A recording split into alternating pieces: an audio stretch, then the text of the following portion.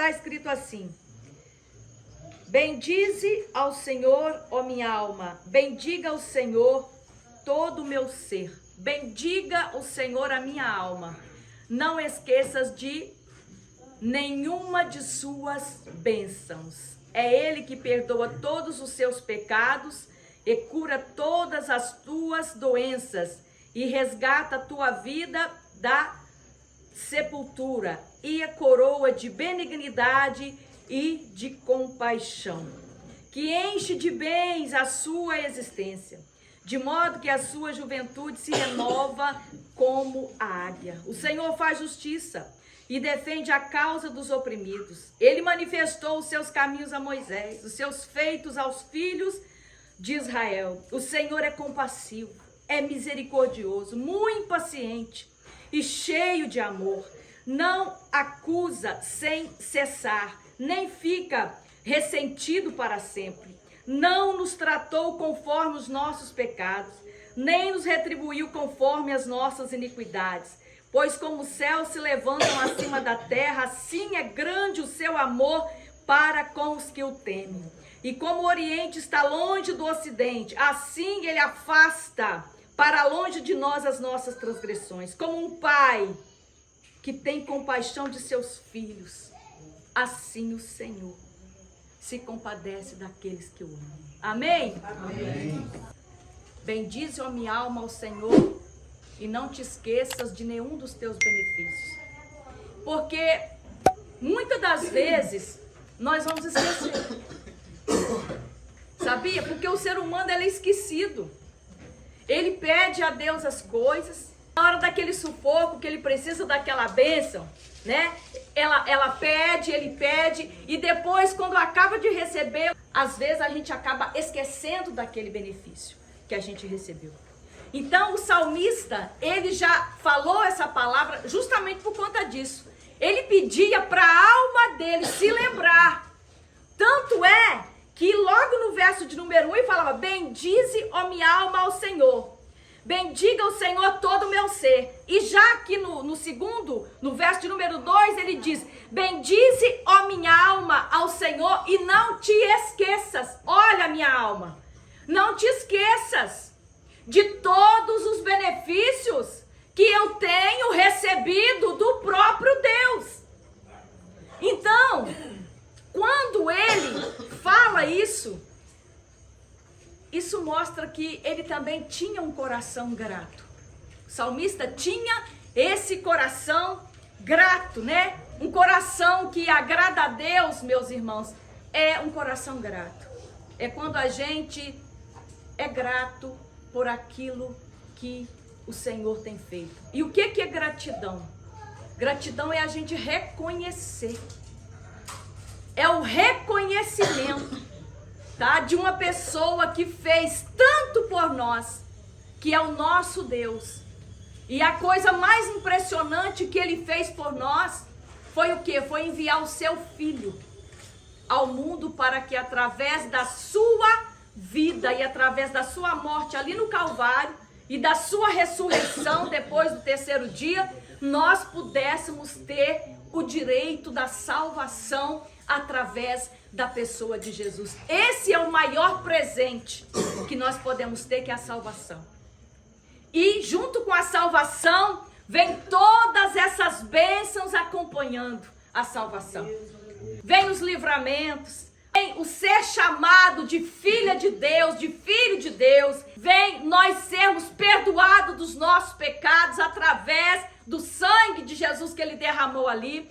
Através dessa salvação, vem acompanhado com muitas bênçãos. Então, gente, é muito importante quando nós, verdadeiramente, nós temos um coração grato e reconhecemos o que o Senhor fez por nós. E nós não merecíamos. Nós não merecíamos, mas a graça dele que nos fez, que nos tornou merecedores desse amor. Aleluia, bendito é o nome do Senhor. Então, o nosso Deus, ele é maravilhoso. E se a gente for parar para pensar, ele nos deu tudo. Primeiro, ele nos deu a vida. Ele nos deu a vida, Ele nos deu o seu amor, Ele nos deu o seu perdão, Ele nos deu a sua presença. Gente, a coisa mais preciosa nessa vida é a gente sentir a presença de Deus. É a gente poder sentir Deus agindo na nossa vida. É poder caminhar com Ele todos os dias e sentir a graça dEle durante o dia, durante a noite, no decorrer da nossa vida. Isso é uma coisa que alegra a nossa alma, sabe? Nada lá no mundo, nenhuma conquista, tá? Vai ser tão grandiosa e tão satisfatória do que você andar com Jesus, do que você viver uma vida com Ele diariamente. Aleluia, bendito é o nome do Senhor. Isso não tem preço, meus irmãos. E é isso que nos completa. Interessante que outro dia eu estava conversando com a psicóloga. E aí, conversando com ela, ela disse assim: toda pessoa tem um buraco dentro de si. Ela falou. Eu fui e falei assim: toda pessoa tem um vazio dentro de si. E esse vazio, ele é do tamanho de Deus.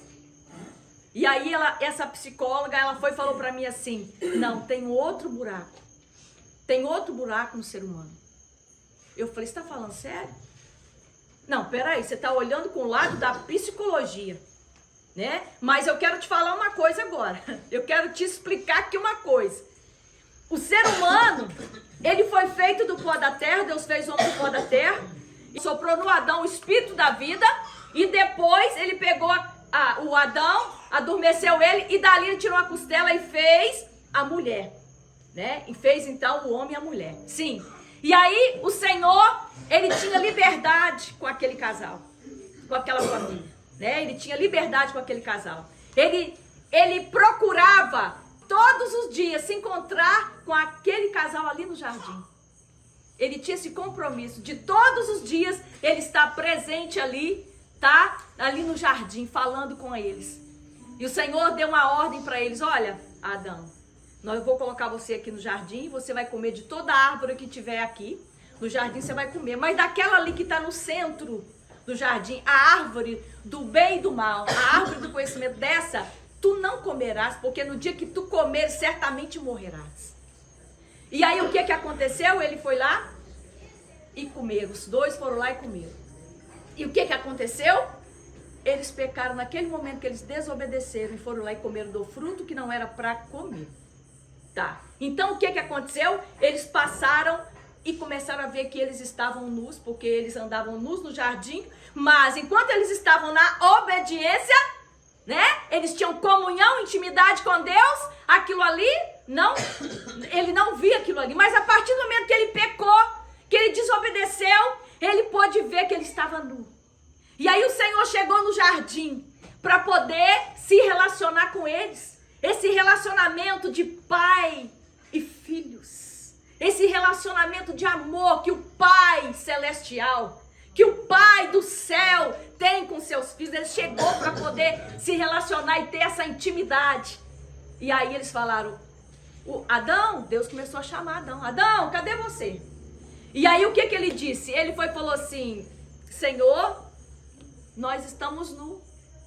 E aí o Senhor perguntou, o Senhor sabia, né? Mas o Senhor queria ouvir deles. Né? O Senhor queria ouvir deles. Mas quem te disse que você estava nu? Você comeu, Adão? Da árvore que eu disse para você não comer, eu comi. Aí ficou um colocando a culpa no outro, né, gente? Aquela coisa, né? Aquela coisa horrível que também acontece hoje, né? As pessoas vão colocando a culpa nas outras e ninguém quer assumir a responsabilidade. Não é verdade? E aí, enfim, aquela comunhão com Deus que aquela família tinha foi quebrada, foi dissipada por conta de quê? Por conta da desobediência. Mas o que Deus queria era que as famílias, que as pessoas, elas vivam, cada ser humano vivam em harmonia e em comunhão e intimidade com Ele, com o Pai. Naquele momento que houve essa desobediência, o que aconteceu? Veio então o pecado.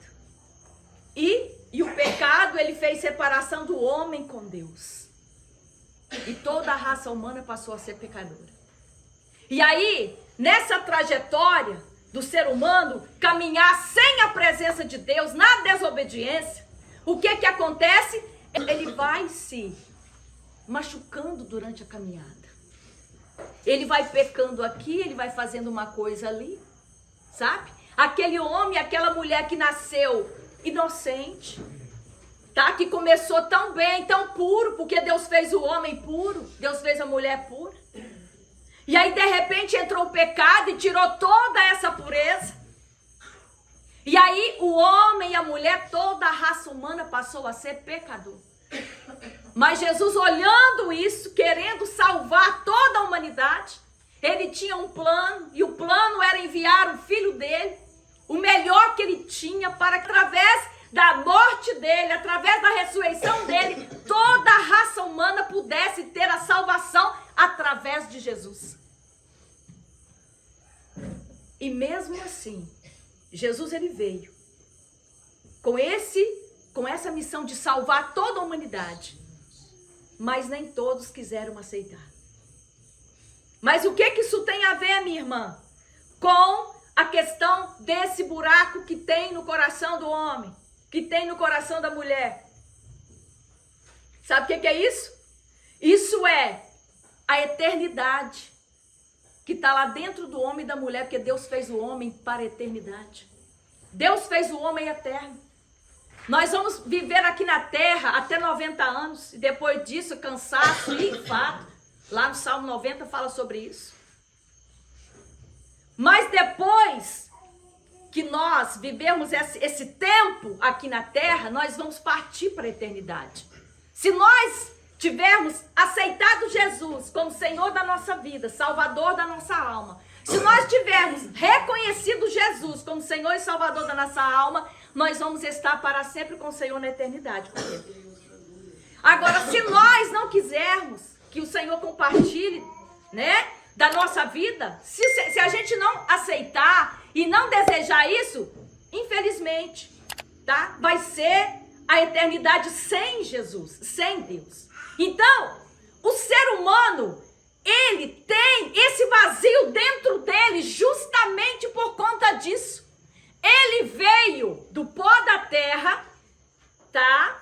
Mas Deus soprou o Espírito da vida no homem.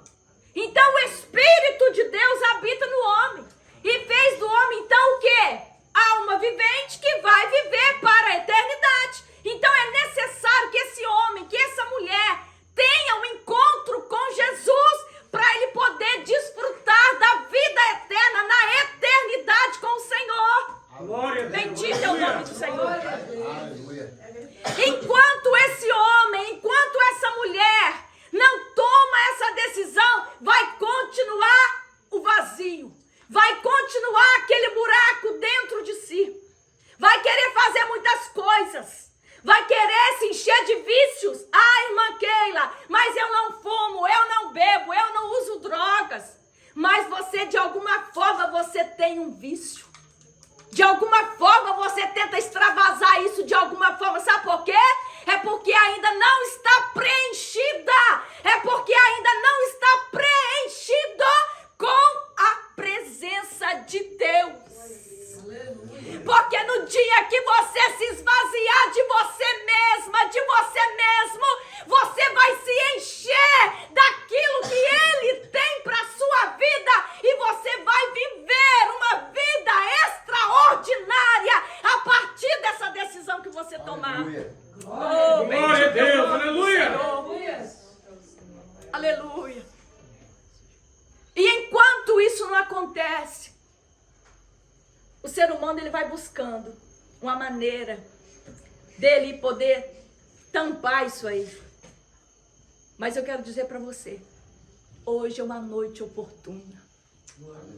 Hoje nós estamos aqui em um culto de agradecimento, mas também um culto de salvação.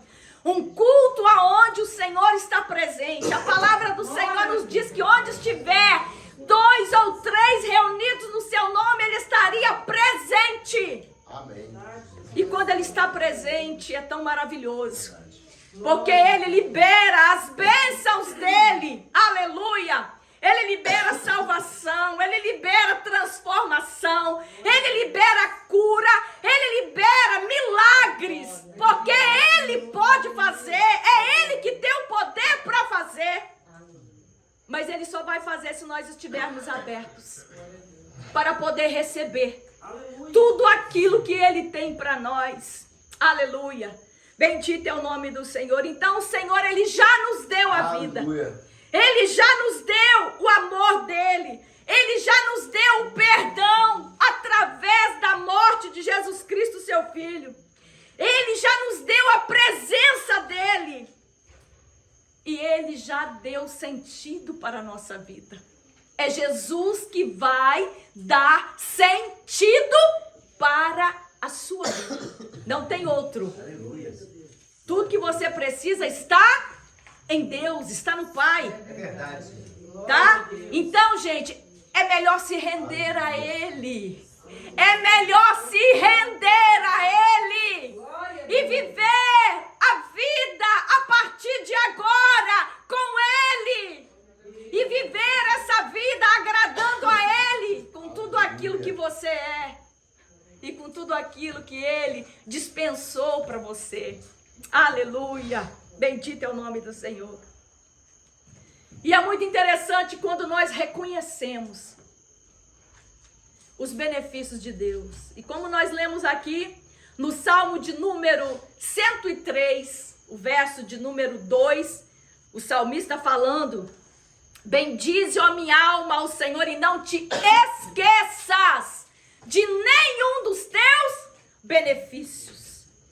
Quantas pessoas recebem bênçãos de Deus, bênçãos, incontáveis bênçãos, e elas se esquecem de agradecer, né? Mas é necessário nós reconhecermos todas as bênçãos que o Senhor tem feito, todos os benefícios que Ele tem feito nas nossas vidas. E o salmista, ele falava isso: não te esqueças, ó minha alma, de todos os benefícios que o Senhor me tem feito. Nós não podemos esquecer das vitórias já alcançadas, meus irmãos. Nós não podemos esquecer do que Deus já fez. Porque Ele tem feito muito. Só de nós estarmos aqui vivos. Só de nós estarmos aqui respirando, andando, indo e vindo. Irmãos, é glorioso. Olha, eu estive quase 2 meses com meu pai no hospital. E não foi fácil, tá? Acompanhar ele nos últimos dias da vida dele. No dia que ele disse para mim, Keila, eu vou me internar ali para a UTI e eu não vou voltar. Ele pegou as coisas dele, pegou as 2 carteiras dele, a de documento e a outra com dinheiro. Ele foi e falou assim: tá aqui, ó. Tá aqui, eu sei que eu não vou voltar. Eu falei: pai, para com isso. Deus tem o melhor para o senhor. Ele falou: não, minha filha, eu sei que eu não vou voltar. E aí nós fomos lá, né, para poder ele se internar, e ele ficou internado ali 58 dias. Ele ficou entubado, meus irmãos. Ele passou por intubação 8 vezes, ele foi entubado e esturbado. Só isso aí já é um milagre. Tantas intubações. O pai, ele ainda não tinha aceitado Jesus, tá? E durante todos esses anos, eu evangelizando, falando do amor de Deus, mas tudo Deus tem um tempo. Deus tem um tempo determinado para todas as coisas, para todo o propósito dele. E aí eu conversei com ele, e nisso que ele chegou ali no hospital, que ele já estava daquela maneira, antes dele entubar a primeira vez, eu perguntei ao meu pai se ele queria aceitar Jesus, se ele queria entregar a vida dele definitivamente para o Senhor. E ele aceitou. Irmãos, no dia 17, meu pai tomou essa decisão. 17 de março, meu pai tomou essa decisão para Jesus. No dia 20 de março, meu pai foi entubado. Depois que ele foi entubado, depois ele passou por várias outras cirurgias de risco, tá? E foi uma coisa assim, Deus sempre estava ali colocando a mão. E eu continuava orando, Senhor, aperfeiçoa aquilo que precisa ser colocado no lugar, o Senhor coloca no lugar, trabalha na mente dele, trabalha no coração, sara a alma do meu pai, sara, Senhor, as suas feridas, vai sarando. E eu fui orando e clamando durante todo aquele tempo, porque na UTI, eu não sei se vocês sabem, a gente não pode ficar na UTI, mas Deus foi tão lindo comigo, foi tão maravilhoso, que os médicos permitiram eu ficar lá. Então eu pude acompanhar o meu pai de perto. Foi doloroso, tá? Foi doloroso aquele processo, tá? Mas foi também recompensador de poder ver o meu pai aceitando Jesus, fazendo a oração, confessando os pecados dele, perdoando as pessoas, se perdoando. E ele fez uma oração linda com a boca dele. Ele estava ali no hospital, sabe, tantos dias, passando aquele sofrimento todo. E ele fez uma oração de gratidão, gente. O que mais me tocou foi isso. Que durante aquele processo todo que ele passou ali no hospital, de sofrimento, o meu pai fez uma oração de gratidão. Ele orou agradecendo pela vida dele, agradecendo pela família dele, pela esposa, pelos filhos, pelos netos, pelo bisneta. Ele foi agradecendo. E eu fiquei maravilhada com aquilo. Ei, eu com 52 anos de idade, eu nunca tinha ouvido meu pai fazer uma oração. Irmãos, vocês estão vendo como é que é? Não precisa chegar no fim da vida, meus irmãos. Não precisa chegar quando a enfermidade chega. Não precisa esperar. Não. Jesus, ele está te chamando hoje para você viver uma vida com ele. Aleluia. Bendito é o nome do Senhor. Então, meus irmãos, é necessário nós agradecermos. E o coração agradecido, o coração grato, ele não é grato só quando as coisas estão bem. Não é só diante das circunstâncias boas, não. Um coração grato, um coração em paz, sabe? Ele tem gratidão mesmo também quando vem a dificuldade, mesmo também quando vem a adversidade, mesmo quando vem a enfermidade. O coração dessa pessoa está firmado no Senhor. Ela espera no Senhor. Ele espera no Senhor porque ele entende que a paz que excede todo entendimento está sobre a vida desta pessoa. Aleluia. Porque ela crê no Senhor Jesus, daquele que derramou essa paz no coração dele e no coração dela. É por isso que a gente não fica desesperado. Porque antes da gente chegar no desespero, sabe o que acontece? Ele chega primeiro. Jesus chega primeiro. Oh, aleluia. Ele chega primeiro para agir. Aleluia. Oh, meus irmãos. A vida com Jesus é muito boa. A vida com Jesus é maravilhosa. Aleluia. É coisa maravilhosa. Então, meus irmãos, quantas vezes, né, a gente ora pedindo a Deus uma cura, a gente ora pedindo a Deus para poder abrir uma porta de emprego, a gente ora a Deus para tantas bênçãos, né, para poder receber tantas coisas. Quando nós recebemos, é uma bênção receber. Mas é como eu falei no início, às vezes a gente esquece de agradecer. Eram 10 leprosos, é Lucas capítulo de número 17, versículo de número 11, até o verso de número 17. Jesus estava ali no caminho de Jerusalém, passando por ali, e aí de repente tinha 10 leprosos passando. E eles pediram para que o Senhor tivesse misericórdia deles, que os curasse. E Jesus, ele é tão maravilhoso, que o Senhor foi lá e curou os 10 leprosos. E aí daqui a pouco, ele pediu para que esses leprosos fossem até os sacerdotes, tá? E enquanto eles iam até os sacerdotes, por isso que é bom obedecer. O que o Senhor falou? Ó, vai lá nos sacerdotes. Então vocês estão vendo como é que é a obediência? Às vezes é uma coisa simples que Deus pede da gente, e a gente tá ali, ó. Ah, não, Senhor, ah, não, né? Então, é das pequenas coisas que a gente aprende a obedecer aquilo que Deus pede, aquilo que Deus manda. Quando eles retornaram a Jesus, Jesus, ele perguntou, mas não eram 10 os leprosos? Só um voltou para agradecer. Só um teve gratidão. Os outros 9 teve o quê? Ingratidão. Essa é a palavra certa. Ingratidão. Porque quem recebe uma bênção tão gloriosa e não volta para agradecer, é ser muito ingrato. Mas hoje o Senhor, Ele está nos chamando para que nós possamos então ser gratos. Gratos a Ele por tudo aquilo que Ele é, por tudo aquilo que Ele já fez, por tudo aquilo que Ele está fazendo e por tudo aquilo que Ele ainda fará, porque Ele ainda fará grandes coisas na sua vida, na sua casa, na sua família. Bendito é o nome do Senhor. Aleluia. Então é necessário nós termos um coração sempre consciente da mão de Deus em cada detalhe da nossa vida. A gratidão precisa ser um estilo de vida.